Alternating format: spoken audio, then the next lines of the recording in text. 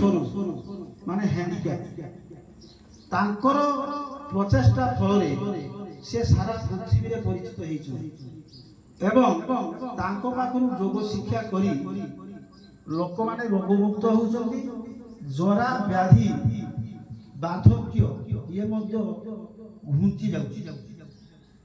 रामदेव बाबांकर वर्तमान बयस को टीवी देखुथिबो तांकर वर्तमान बयस आपातत 70 हेतिबो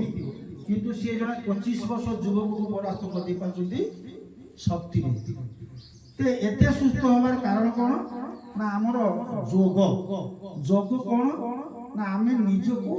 मिसिबाटा होची योग आत्माटा परमात्मा सहित मिसिबा होची योग। तेणु